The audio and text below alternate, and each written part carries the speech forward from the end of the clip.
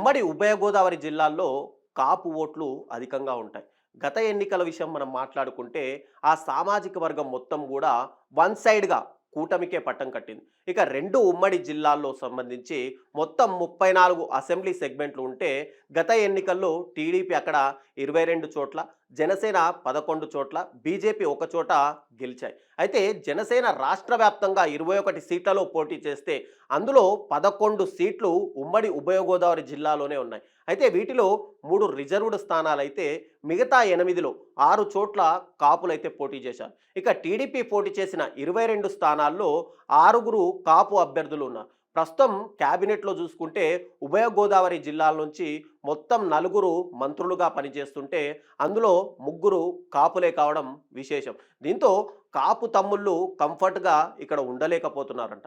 అసలు పార్టీ విధానాలేంటో కూడా తమకు అర్థం కావడం లేదని వాళ్ళలో వాళ్ళే మాట్లాడుకుంటున్నారు. ఓవరైట్‌గా చూసుకుంటే గనక కాపు సామాజిక వర్గం అంటే జనసేననేనని టీడీపీ పెద్దలు భావిస్తున్నారా ఏంటి అని కూడా తెలుగు తమ్ముళ్ళు చర్చించుకున్నారు. ఇలా అయితే తమ సామాజిక వర్గం టీడీపీలో ఉండి ఏం లాభం, ఏం ప్రయోజనం అని కూడా ప్రశ్నిస్తున్నట్టు సమాచారం అవుతుంది. అంతేనా, ఒక అడుగు ముందుకేసి ఎవరి నిష్పత్తిలో వాళ్లకు పదవులు ఎందుకు పంపకం చేయలేకపోతున్నారని చెప్పి కూడా బహిరంగంగానే వాళ్ళు ప్రశ్నిస్తున్నారు. పొత్తుల వల్ల గతంలో వామపక్షాలు ఏ విధంగా నష్టపోయాయో ఇప్పుడు ఉమ్మడి ఉభయ గోదావరి జిల్లాల్లో టీడీపీకి అదే పరిస్థితి రాకుండా చూసుకోవాలని వార్నింగ్లు కూడా ఇస్తున్నారు. ఇక టీడీపీ ఆవిర్భావం తర్వాత చాలా పార్టీలతో పొత్తులు పెట్టుకుంది.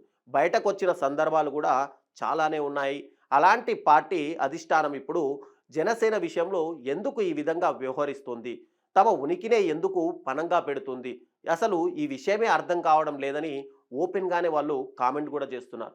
సొంత ఇంటిని తాకట్టు పెట్టి అద్దె ఇంటిని రిపేర్ చేయిస్తున్నారని, ఆ విషయాన్ని పార్టీ పెద్దలు ఎందుకు గుర్తించడం లేదని తెలుగు తమ్ముళ్ళు, గోదావరి జిల్లాలోని తెలుగు తమ్ముళ్ళు చాలా బాధపడుతున్నారు. ఎన్నికలు ముగిసి ఏడాది గడిచింది, కానీ ఇక్కడ పార్టీ పరిస్థితిలో మాత్రం ఏమాత్రం మార్పు రాలేదని టీడీపీ కాపు నేతలే తమంతట తాము భావిస్తున్నారట.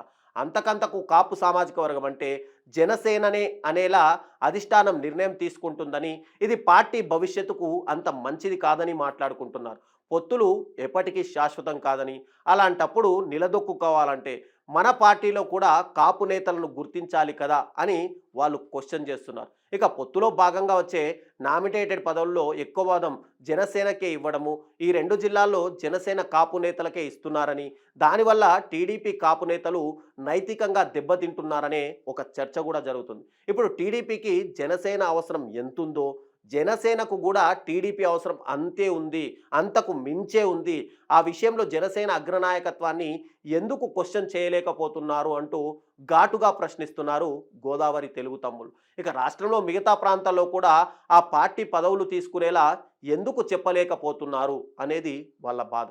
ప్రభుత్వం అంటే ఒక ప్రాంతంలో పార్టీ తరపున ఒక సామాజిక వర్గాన్ని పూర్తిగా పక్కన పెట్టి పాలించడమా అని కూడా ప్రశ్నిస్తున్నారు. ఇచ్చిపుచ్చుకునే వ్యవహారంలో తాము బలిపశువులు అవుతున్నామని అధిష్టానానికి గుర్తు చేస్తున్నారు.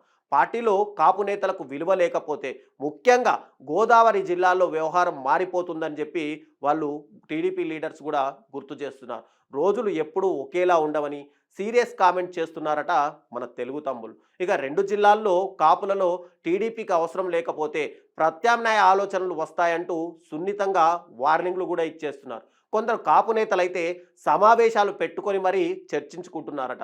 మొత్తానికి ఉభయ గోదావరి జిల్లాల్లో పసుపు కాపు తమ్ముళ్ళు మండిపోతున్నారు. మిగతా ప్రాంతాల్లో టీడీపీ ఎమ్మెల్యేలు నిధులు, అభివృద్ధి గురించి చర్చించుకుంటుంటే ఇక్కడ మాత్రం అసలు ప్రభుత్వంలో ఉన్నామన్న కిక్ లేదని గగ్గోలు పెడుతున్నారు. ఏడాదికే వ్యవహారము ఇంత తారాస్థాయికి జరిగింది. ఈ లోపాలన్నీ టీడీపీ అధిష్టానం సరిచేసుకోకపోతే తర్వాత సర్దుబాటు చేయడం వల్ల లాభం లేదని ఫ్యూచర్ పిక్చర్ కనిపిస్తున్నాయట గోదావరి టీడీపీ కాపు నాయకులకు. మరి రాబోయే రోజుల్లో అటు అధిష్టానం కాపు తెలుగు తమ్ముళ్ళ విషయంలో ఎలాంటి నిర్ణయం తీసుకుంటుందో వెయిట్ చేసి చూడాలి.